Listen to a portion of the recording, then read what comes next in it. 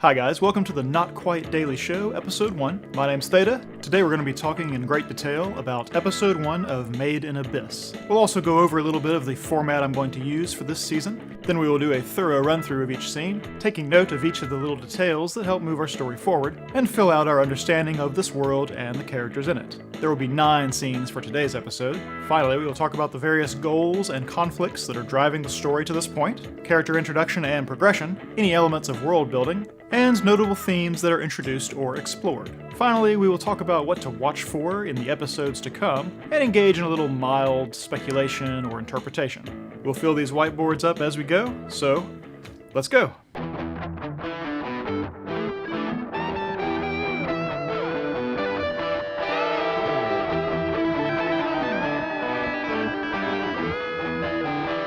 So this story begins with Rico and Nato descending down into the titular abyss to begin doing some excavating. We get a nice first impression of each of their characters. Rico is excitable and ambitious and sort of full of wonder, whereas Nato seems a little more long-suffering. He's probably quite used to putting up with Rico's personality. We discover that they're out to collect things called relics, and that she, sometime in the past, swiped one called a star compass. She points out that it's supposed to guide the user toward the truth of the abyss, giving us our first clue that the abyss may be quite mysterious. And also that Rico might not be that big on following the rules. They come to a place where they can see across the abyss to this giant gondola system lowering people down into the abyss. They refer to this as the 600-meter group, and Rico professes a desire to one day join this group. Now they are dressed in this sort of amusing expedition gear, like they're headed for an African safari or something, but they mention that the area they're going to has already been picked over, so this is clearly not them exploring some unknown area. There's mention of valuations for the day, so clearly some outside authority is assigning value to what they do, and we learn that some of these relics are clearly more valuable than others. They talk briefly about the star compass that Rico has swiped before, and she says it guides its user toward the truth of the abyss. Now, mentioning something like the star compass this early on, we know it's going to come back and be important. We learn these children are red whistles or wear red whistles, implying that whistles and their color denote something of rank and occupation. The question which immediately comes to mind is, who is sending these children to do this work? Is there some reason it's children? Or these children in particular? A lot of what this show seems to be about is the world of children as distinct from the world of adults. Children have their own little world and their own interpretation of the events going on around them, and they don't have the experience or perspective of the adults to help them make decisions or exercise caution. A first good example of this is the end of the scene, where the two notice that the birds are not chirping, and it's otherwise more quiet than normal. Now both adults and the audience will know that this means something is probably amiss, but the children simply think, oh, well this will make our day a little easier. The relationship between these two is pretty well encapsulated in just this clip.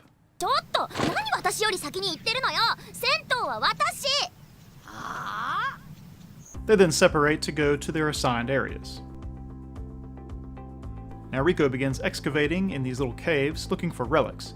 She turns on her headlamp, which emits this strange green glow. They pay a little bit of attention to this. Maybe it has something to do with relics and interacting with them and making them easier to find, or maybe it's simply showing us that technology works different here than it does in our own world. We see a variety of these relics she finds. They're all different sizes and shapes, and their purpose seems very incomprehensible at first glance, but they're clearly man-made, or at least made with purpose by somebody, suggesting that these originated with some previous civilization. During this excavating, Rico discovers a skeleton. She marks this in prayer, so you know this is a burial that was intentional, and she takes a moment to pay her respects. Now she mentions she hasn't seen one in a while, but clearly she's seen them before. Clearly it's not that unusual to run into these graves in these cliffs that they've been excavating. Just like the relics, this suggests some earlier civilization. The same civilization that made the relics? Well, we don't know yet. When we cut to Rico's overflowing backpack, it starts to seem that her goal of getting the highest valuation may actually be in reach. As she has so many relics, she's actually going to need help carrying them back. She goes in search of Nato to secure just such help. You get the sense that she's used to relying on him. Rico encounters a creature she calls a crimson Splitjaw, and this is surprising because apparently they don't normally come up this far. We see that Nato is injured and the Splitjaw is closing in. It first actually eats his backpack. It's not clear if that's because there's food in his backpack or because there's relics in there and the creature considers relics to be food, but that's clearly not all it has an appetite for as it starts to close in on Nato himself. Rico does not hesitate to make herself the focus of the Splitjaw, jumping in as decoy perhaps before even realizing what she's doing. Having a new target works and she flees, dropping all of her hard-earned relics in the process. Now, despite falling down into this pit and at first thinking she might have broken her arm, Rico's actual first thought is of Nato, which tells us just a little more about her, but she has no time or need to worry about him as the Splitjaw has not given up its pursuit. She seems completely cornered, stuck between a worm and an open space, when suddenly laser beams. Now, there are lots of great little things about this encounter. First of all, is simply the creature design. It's so obviously fantastical, so obviously from another world. The way it both glides and crawls. It's brightly colored, similar to animals in nature that are poisonous. And its presence there gives us a little extra perspective on this world. Rico recognizes what it is, but openly wonders what it's doing up so high. And the audience gets to see, unequivocally, how dangerous this world is. It also gives us a tiny extra mystery or extra conflict, because this creature is out of place. Now, whether its presence is the cause of the eerie silence that they noticed earlier, or simply related to that, we don't know yet, but at the very least, something out of the ordinary is going on. What it is, well, we don't find out this episode, at least. This scene also does great things for helping us understand Rico's character. She doesn't hesitate to put herself in danger for her friend's sake, but she does so in a very reckless manner. She tries to flee while still carrying all the relics that she needs help carrying in the first place, helping remind us that, yes, she's just a child. Thinking things through may not be her forte. Anyway, she then goes to investigate the mysterious beam that saved her from her reckless behavior. Now, Rico traces the laser's path of destruction, remarks with wonder that it cut through the petrified forest, thus telling us that this is a petrified forest. Along the way, she stops and finds a pretty necklace in the middle of the path. Now, considering apparently this area is well picked over, it's probably a safe bet that that necklace dropped there very recently. Now, Rico just thinks it's a pretty trinket, but you and I know it's probably going to be a little more important to that at some point in the future. Now we get our first look at Reg, and it's clear that he's the one that fired the beam, because he's still holding the smoking gun. He's smoking. But it actually takes Rico a moment to figure out that he's not human. He's obviously a good enough imitation of a human to fool her at first glance, but the texture of his skin at the very least was enough to give it away. Again, this whole scene kind of underscores Rico's fearlessness and general sort of inquisitiveness. She lets her sense of delight override her sense of caution. She is the rush in, think later type of person, but the scene ends with her sobering up a bit, wondering openly where the kid must have come from, and realizing that this is more than just the discovery of a new friend or a new toy. We end the scene with a shot purely for the audience, where we pan up to see the smoking canopy of a tree and a hole in the cliff directly opposite. Did Reg come from that hole? Did he shoot that tree? Was he perched in that tree when he made the shot at the Splitjaw? Did he fall from that tree? Is that why he's knocked out or otherwise unconscious? We don't know yet, but the audience was clearly supposed to see that shot. Traveling the ether back to you. Next we have this lovely, lovely soundtrack piece that accompanies a montage of Rico and Nato getting our robot friend back to town. Now, I love this song immediately. I get a real sense of sort of a fantasy adventure beginning, of long journeys ahead or maybe even behind us, of a very mysterious world quite apart from the one I know, but it's also not upbeat, it's not a call to action kind of song. It's almost mournful or wistful, and the sparseness of the instrumental, I think, gives the whole thing a little sense of mystery. It's a fantastic soundtrack for giving us our first real look at the city of the Great Pit. As to the montage itself, Nato seems well recovered from his injury, and Rico begs for his help in carrying the robot back to town. Nato sort of begrudgingly, but kind of inevitably, agrees to help her, and it's clear that this new development has taken complete precedence over all the relics that Rico is trying to gather and trying to bring back. The original thing she wanted Nato's help carrying back to town. This helps us, the viewers, sort out exactly how she prioritizes her actual goals. Now, needing so much help carrying this and straining under the load once again helps remind us that these are children. They're weak, they're small, they're not equal to every task given to them. One of the sort of defining things of a world of children kind of storytelling is the limitations they face purely by being children. Now, there's this moment where they pass underneath this sort of witch-looking sentinel or something, and both of them get very apprehensive looks on their face. But later on, they find an old man with a cart and yet another strange creature, and they have no trouble asking him for a ride. It seems then that it's not adults that make them anxious, but maybe authority figures. They don't try to hide the fact they're carrying an unconscious robot boy from the old man, and it's not clear if this is because the idea of a robot boy is not that unusual in this world, or if the kids just lack caution in general, except as it relates to authority figures that may punish them. Anyway, we get a nice kind of lovely look at this city. It's all piled almost haphazardly up against the cliff that rings the abyss. The houses are mostly brick and cottagey, and all clearly show some age. This is not a brand new city. But despite the sort of venerable feel of the whole thing, there's lots of really obvious mechanical works, maybe newer developments, suggesting a city that's a mix of old and new. Finishing our trek through the city, the old man drops them off outside where they live. Rico and Nato are trying to rack their brain about how to sneak the robot inside when we meet the third member of our little group, Shiggy. He startles them at first, reminding us that they are up to something they might get in trouble for. But then they see that it's just him. Gee, thanks guys. Now the whole fact that the plan to sneak the robot into the orphanage is not even discussed really helps us understand the characters and their mindset. There's no question that they would get in trouble for this, but there's also no question that they're going to do it. This is the sort of secret world of children. Things like a missing person case, or the consequences of carting around an unconscious person, don't occur to children. They just want to have fun, make new friends. To them, the antagonists aren't the authority figures in their life would put a stop to some of this behavior. As children, they don't see that as being protected, they see that as having their fun interrupted, and so they end up wanting to hide their activities from these authority figures. Encapsulating this whole idea as authority as antagonist is Director Buzzkill here, who is quite literally standing between them and their goal. Now just the way they've designed this character, she doesn't need to do anything or even open her mouth for us to know that she is the stern governess type. When authors write about characters who can give looks that curdle milk, they're thinking of characters like her. Now the director standing in the doorway sets up Shiggy to show us his first moment of characterization, and he does so by hatching the plot to get them past her. Specifically, a game of charades with a kid named Kiwi?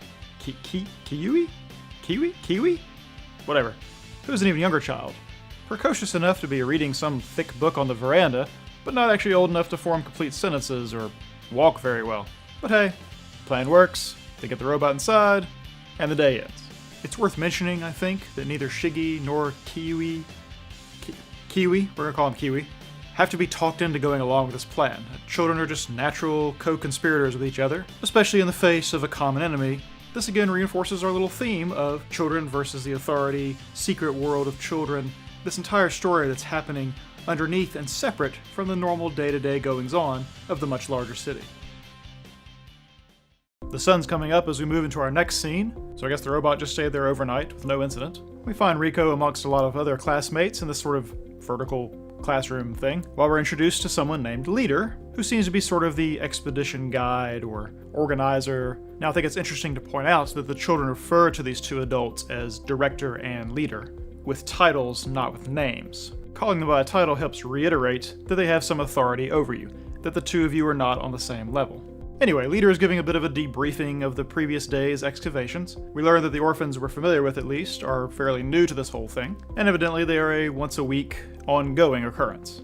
Now, the director requests the floor in such a manner to let us know all our assumptions about her based on her character design were probably right, and you can tell that Leader has put up with her personality before.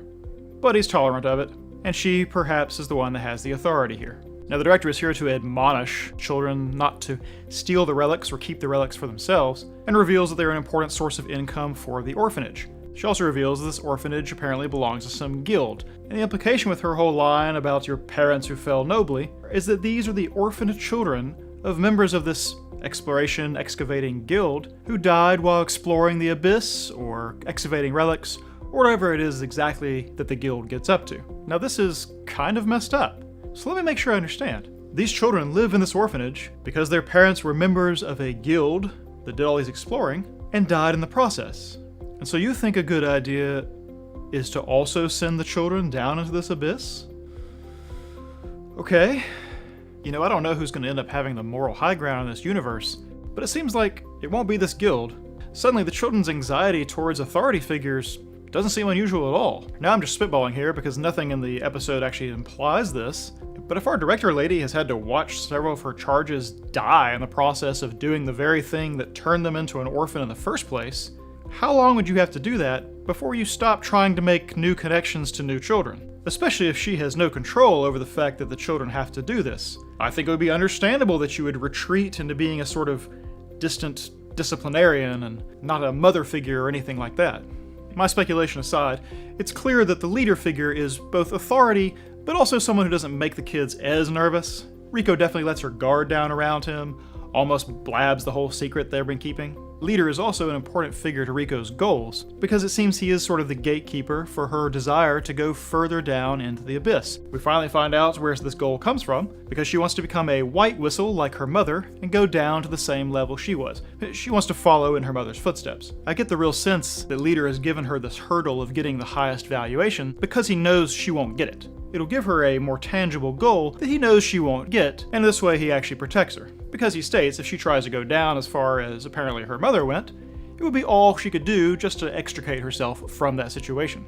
Now, to back up slightly, the whole reason Leader calls her aside after class is to ask her about what happened to Nato the day before. It's clear that Leader didn't know that Rico had intervened to save Nato's life. Moments later, Nato and the gang come in, and the way he makes light of her being the one that saves his life suggests to me that he didn't know it either. But he's smiling for like the first time in the series, so I think he's appreciative, but maybe is too cool to show it. But this actually says a tremendous amount about Rico. She didn't take credit for saving his life? It means when she wanted his help carrying the robot back, she didn't bring up the fact that she just saved his life. She didn't need the credit. She didn't need him to feel indebted to her. She didn't try to cash in on her good deed.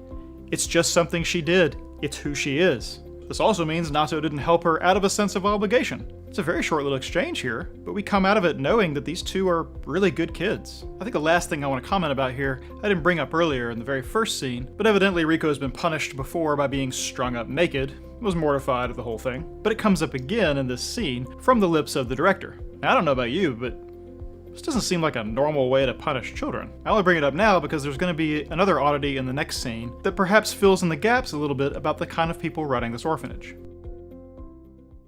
So after the classroom scene, Rico corrals her whole little group into her room, where the robot has apparently been chilling for a full day. She's determined to wake him up. More to the point, she's completely confident that she can. We have this brief moment where we're actually in Reg's point of view, hear his thoughts, see through his eyes, before he is rudely awakened. Giving him this big a jolt is just another example of Rico's recklessness, and while she's also very confident that they can wake him up, it seems their first attempts were to feed him coals or to try to cut him with things. So she's supremely confident without the know-how to back it up. That won't be trouble down the line. The fact of feeding him coals, as ridiculous as it seems, must mean that steam power or something like that exists in this world. Now Reg here, looking around the room and seeing the torture devices basically hanging on the wall, could be forgiven for thinking that the children are his tormentors. Also the fact that they shove coals in him and try to cut him, apparently. But the kids actually kind of find this a simple misunderstanding. This just used to be an execution chamber, so this is how it looks. But Rico's always in trouble, so they moved her in here. I mentioned this in the last scene, but like, what's the thought process of the adults here? Stringing her up naked as punishment seems odd, but could potentially be an isolated incident. But you've got like meat hooks and crap and an electric chair just chilling out in this place where children live? Didn't occur to anybody at all to remove this stuff? I mean, are these kids in an abusive situation? I mean, because kids don't know the difference. Kids implicitly trust the authorities put over them, and whatever they know of the world is normal to them. They wouldn't know if the behavior from the adults in their life is appropriate or not. They don't have the context. This is like the dark side of this whole secret world of children. Their experience of the world is so narrow, they're so vulnerable. Okay, sorry, I know I'm getting sidetracked. It may just be that that's the kind of world they live in. Just anytime there's gonna be a situation with children being mistreated or abused, I'm gonna get my ire up, so fair warning. Back to the actual scene. When they're all looking, sort of panning up the wall, looking at the devices that made Reg believe they might be torturers, there's a brief moment where you can see a light that's not on, and then you see Shiggy realize something and leave the scene. What he noticed is that that light is off. Now the room is actually being illuminated by this green lantern, very similar to the headlamp that Rico was using earlier. It seems then that this might be a technology completely separate from electricity. Now Rico, with her sort of reckless, full steam ahead personality, begins interrogating our robot friend, and we realize that he doesn't know that he's a robot. Now maybe he's never known, maybe he's been created very recently, maybe he's suffering amnesia as a result of the shock, as they suggest, or maybe as a result of whatever he did with the hand lasers. He clearly knows what robots are, he just didn't realize he was one. He doesn't know his name, he doesn't know where he is, but the interrogation doesn't get any further because Shiggy resourceful little lad, has gone and discovered that electricity is out throughout the whole orphanage. Now, they all realize the finger's going to be pointed at them, thus reinforcing the history of misbehavior this whole little troop has. They try to hide our little robot, and sure enough, Leader comes knocking on Rico's door moments later. He correctly surmises from the get-up that Shiggy had something to do with it, so it's clear that Shiggy is not just quick-witted, he is going to be our tinkerer, sort of smart science guy. He clearly already has a history of doing this sort of thing. Now, Reg may not realize he's a robot, but he certainly seems to remember how to be a robot. Or not. There's a fantastic bit of blocking in the way this whole scene is scripted, because Leader knows Rico is responsible for this, but can tell Shiggy is too, and he drags her off, not letting her go, and he's gonna go find Shiggy. This gives a very natural way for our robot friend to suddenly be both awake and alone. So we have this moment of introspection, where he looks at himself in a mirror and sort of wonders about himself and kind of examines himself, and wonders fairly, I would say, why he has a belly button, and then makes another discovery about his anatomy. The thing is, he knows to be embarrassed, but he also knows that there's a disconnect, like, why do I need this thing? When Rico busts in moments later and sort of asks him what he was doing, he blushes. He knows that the subject of his unexpected equipment and girls should elicit a sort of bashful response. We of course don't know what he is or where he came from yet, but clearly he's designed to be very much like a human, if he is not in fact a form of human, or originally was a human or something else. Now, he's gonna get a second go with the whole go-go gadget arm thing, and this time, in front of the girl, he nails it. Clearly, he just lacks the proper motivation. Then finally, Rico does us all a favor and bestows a name upon our robot friend, Reg, and explains it came from a pet dog. Now, Reg also knows enough to feel slighted by this, and it also tells him clearly where he stands with Rico. She sees him as kind of a new pet. If you think being friend-zoned is bad, try being dog-zoned. But, having stirred up trouble once again, Rico has no choice but to flee with her new pet friend robot guy, leading to our final scene. Rico takes Reg to watch the sunrise up over the city that we learned is named Orth. She may have just dog-zoned him, but this is a very human thing to do. This is how you treat another human being. And that's how she's acting towards him, robot or not. One of the things about children that plays in this whole world of children idea I keep talking about is that they're very accepting. They don't know enough to be suspicious, so they're not. Anyway, she shows him the abyss at the center of everything, and it's hard to tell if Reg recognizes it, has some tinkling of memory. It's hard to tell what he's feeling at all. Now here's sort of a summation of why we've gotten to this point, when Rico brings up her theory that Reg came from the abyss. That is to say that he originates from somewhere down below. She says she's never seen anything like him. It's clear she's so curious she's probably seen a lot of things. I think now we get to see at least some of her motivation for keeping Reg a secret from the adults and to herself. She has this goal to go deeper into the abyss, to follow in her mother's footsteps, to unlock the mystery of it, and she realizes that Reg is connected to that mystery. She realizes that he might hold some secret, some understanding, some key to getting to her other goal. Thus we actually get a new goal, which is unraveling the mystery of Reg.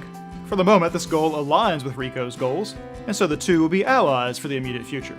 Rico's suggestion that he originates from the abyss also gives us our first callback to the name of the series, Made in Abyss. It seems like maybe it refers specifically to Reg, but I'm gonna go ahead and suggest it might have a much broader meaning entirely. The abyss is as huge and obvious a symbol as I've seen. It seems likely to me at this point that Made in Abyss refers to maybe all of the characters we've met so far. Every single person has had their life shaped by the abyss, their proximity to it, their activities in it, the things that have happened to people in the past. The existence of the abyss in some way has made them who they are, or made the circumstances which have produced them to this point. Now, what all the abyss may stand for is something we get to have fun exploring through the whole series, because we don't have enough information to guess all the things it may or may not mean, and the ways it has or hasn't influenced events to this point. Now, the scene doesn't actually end here.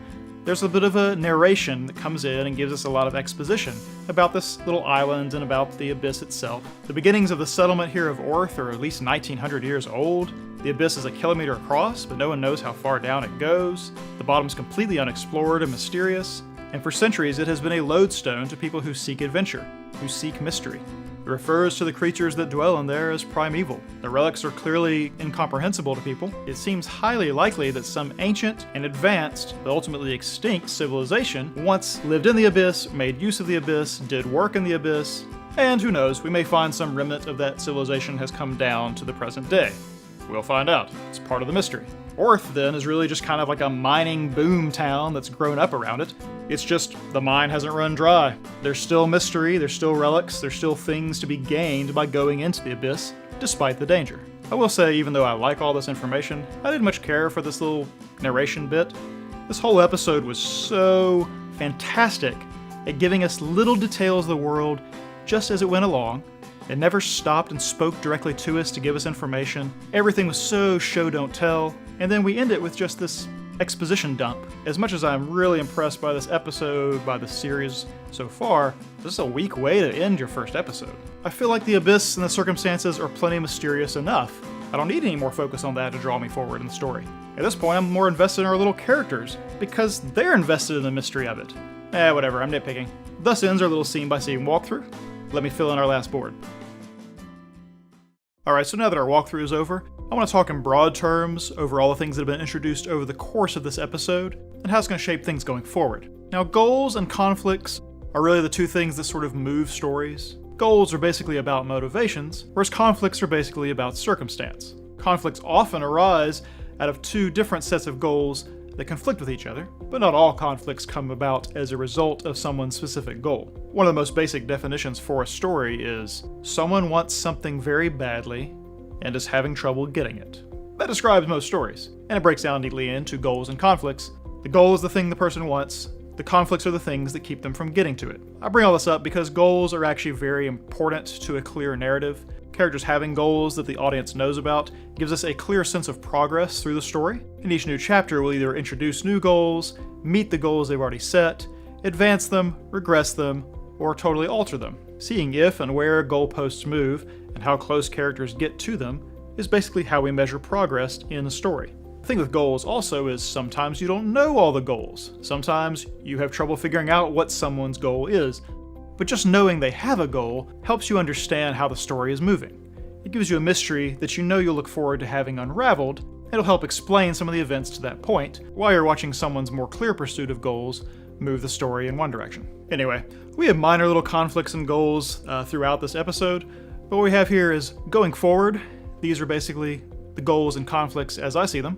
Rico has her big goal of following in her mother's footsteps. This encompasses the whole goal of joining the 600-meter group, discovering more about the abyss, using the star compass. They're all related to that single goal. All this little group of orphans are probably going to keep Reg a secret from the authorities, and then Rico and Reg at least, maybe the rest of the gang, but they at least are going to pursue the mystery of Reg's past, where he came from, why he doesn't remember things, who made him if he was made, and ultimately how he's connected to the abyss, and the greater mystery surrounding it. Conflicts are all straightforward, and they've mostly had elements inside this episode as well. The orphans are sort of at odds with authority figures. The orphans have to do this very dangerous work that they don't totally realize is dangerous, and they may actually be in an abusive kind of situation. We don't totally know yet. We have the conflict of Rico's stolen star compass. It's clear the orphanage would really want that, and Rico really wants to use it. We have whatever it was that causes Reg not to remember the fact that he's a robot or anything else about his past or even his name. People don't generally get amnesia out of nowhere. It's likely there is some backstory to that that will cause conflict in the future. And then we have whatever non-specified event happened that caused the Splitjaw to be up so high that it ran into Nato and Rico. And the same event may or may not be related to the reason Reg showed up in the first place. The characterizations are basically how we see characters now, and it's the kind of thing we can track over the course of a series as well. Good series don't just have goal progression and conflict resolution. What we know about these characters is going to be teased out. We only know a little bit so far, except about Rico. We have a very good sense of Rico at this point. Very curious, very reckless, but still very kind-hearted. It's hard for me to believe she has a hurtful bone in her body. Any harm she causes is more out of a lack of understanding or a lack of caution. And she's ambitious. She wants to lead. She's infinitely curious about the world. We know a little less about the other characters at this point. Nato is clearly sort of used to Rico's shenanigans, but is still her friend. He's long-suffering, but he doesn't actually complain that much. He's supportive, he's reliable, but he also is the voice of pragmatism. He'll probably be our kind of a straight man, only sane man in this series. Leader seems actually a lot like Nato, just grown up. I get the sense that he actually cares about these kids, but is somewhat limited in what he can do for them. Plus he still has a job to do, he still has to be seen as an authority figure. The exact nature of his relationship with the orphanage and the guild, we don't know yet. The other two members of the orphans, Shiggy and Kiwi. Very little characterization, other than Shiggy seems resourceful, tinkerer. I doubt his curiosity matches Ricos though, so he's not totally that archetype. Our little kiwi fruit, who knows yet? We'll see how much characterization he even needs. And Reg, who only kind of woke up 2/3 of the way through this, doesn't have a ton of characterization just yet. He seems sort of nonplussed by the whole thing, but we know he has emotions because of how he kind of reacted to Rico. He can be a little bit bashful. His sort of self-examination scene suggests he lives more on planet Earth than Rico does, at the least. The director is sort of a stern authoritarian, that's all we really know about her. What we'll do throughout the series is see how the characters change and how the circumstances cause them to grow or regress or outright shift in the way we see them now. Our world building section, for a series like this where so much is being made from the ground up, like so much of it is not like our reality, I'm not going to fill this all in. But we did this as it sort of came up. The little things about this world that are different from ours, technology is clearly different, obviously the Abyss is different, flying worms, glowing green lanterns, robots with extending hands, and other equipment. This isn't our world. It's doing a really good job of teasing out the world building a little bit instead of hitting us over the head with it. So it's going to be very fun to just kind of see that unwind. This is one of the great things about this kind of imaginative sort of storybook series, is it invites you to slowly but surely take little sips of this imaginative world. Finally, we come to theme. These are mostly up to interpretation. These are sort of the fledgling themes as I see them. Themes, unlike conflicts, unlike goals, they don't really get met or defeated or overcome. The themes are more like the outlines to a sketch. It gives you an idea of what's important, but rather than changing as the series goes on, it's more like that sketch gets colored in. A little bit here, a little bit there, until finally we can step back and see the completed picture. Theme in fiction is definitely one of the more interpretive, kind of squirrely things, but it's also the thing that separates imaginative writing from, say, journalism. The real world doesn't have any theme. It's chaotic. It's a mishmash. It's random. Stories have themes. Stories have ideas beyond pure narrative that they want to explore.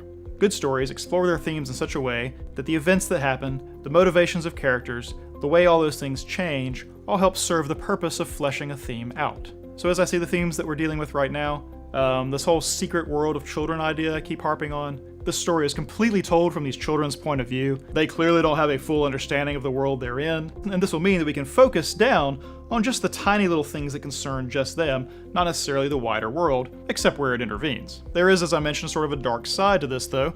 By not knowing the things they don't know as children, they're vulnerable. They don't know what they don't know, and the audience tends to have a better perspective, so there's a lot of tension to watching them doing things that you know are ill-advised, but you have to watch them do it anyway. But there's a lot of upside to that, and it's related to another theme I think we'll see, which is the ever-loved power of friendship. The strength of bonds that are non-familial, non-romantic. Friendships are certainly going to grow, they're certainly going to be tested throughout the series. I think it'll definitely be a unifying theme to these characters' journey. They're also the theme of the Abyss and what it means. We already realize the Abyss is a grand mover of fate. It's the whole reason the city exists. It's the whole reason all of the characters we see are in the circumstance they're in. It's also a giant question mark, drawing everyone into it. Will characters be able to withstand that allure? Will it destroy them? Will it fulfill them? And because of this, there's really sort of a secondary theme, where the Abyss is actually going to be symbolic. Symbolic of what? Let's find out. We don't know yet, but it is set up very clearly to be a symbol with multiple meanings. Finally, we have two more related themes. One is that simply of history repeating itself. There's a little bit of that touched on in the classroom scene, but also the epilogue that dives into how long people have been exploring this thing, how long people have been dying at its hands, and how they're still there. Almost 2 millennia later, they're still there. And I think ultimately that and the mystery of the Abyss tie into the final theme, which is this idea of searching for a past. Now it's very obvious in the case of Reg. He doesn't know what his past is. The fact of his past allures Rico, and so she's all about figuring it out. But it's definitely not just Reg. These children, as orphans, in a sense, have lost their past also. They've lost the connection to their parents, who normally would have been a huge part of their childhood, and instead are filling it with the relationships with each other and the sort of dangerous tasks they're having to do. Now, I mentioned this during our montage scene here, but that song has a very distinct kind of longing for the past, wistful about the past, curious about the past feel to it. The fact that they're likely sitting on some sort of ancient civilization, still full of mystery, really gives this theme some legs. The city literally exists because people are searching through the past, down through the layers of the Abyss, for the secrets and riches it holds. Now, how many levels that theme is played with on this show, we'll just have to see. but I suspect we will find that it is a powerful motivating source for a lot of our characters. Alright, so that's our board filled out. The last thing I want to talk about is what we're going to watch for going forward. Basically the questions we have right now that we still need answers for. There's still a lot about the world we don't quite know, how the city works, any kind of politics, power structures, guild rivalries, crime rates. There's all kinds of things we don't know yet, and they may not be important. We don't yet totally understand the situation with the orphanage, whether it is abusive the way it kind of seems, or if it's simply a terrible world and this is actually the best these kids can hope for. We don't really know anyone's backstory except a little bit about Rico. We don't know why leader or director are the way they are or do the things they do. We don't know how the other orphans got there or what their own story is. We don't know anything about what's driving anyone besides Rico and Reg. We don't yet know what was different about the day of the excavation. This caused the Splitjaw scene that caused Reg to show up, if those two things are related. We don't totally know the whistle color system, what that actually means, what those ranks really mean, how many there are, which ones are on top of others. We just know Red's the bottom. And of course, there are an incredible number of things about the Abyss we don't yet know, but that's obviously what the series is about. So we'll just sit back and let that sort of gradually unfurl. And the last thing I want to do, but just in brief, is a little mild speculation. It's kind of fun. I suspect that we will find there are people actually living down the Abyss. I suspect that there was, in fact, an ancient civilization. I suspect that they have some sort of connection to the present, either some little outpost that is still surviving, or sort of lost-to-time refugees that also live in Orth. I've already voiced this, but I suspect the children are in a slightly abusive sort of situation, and one of the tensions will be us watching them not realize that's the situation. I suspect we'll have a confusion of emotions between our characters. It's fantastic having Rico be maybe the only girl, but the clear leader of our group, but this is all I can hazard a guess at the moment. We don't have a lot of information yet. Alright, then that's basically it. This was much longer than a lot of these are going to be. I had a lot of concepts I want to talk about for the first time as far as how I'm doing this, and first episodes are simply going to be longer anyway. There's a lot more new information. Everything's new information. We're firmly in sort of the bewilderment phase for the series right now. Lots and lots of setup, not a whole lot of payoff just yet. Thank you very much for watching me yak at you, for however long I've been yakking at you. Till next time.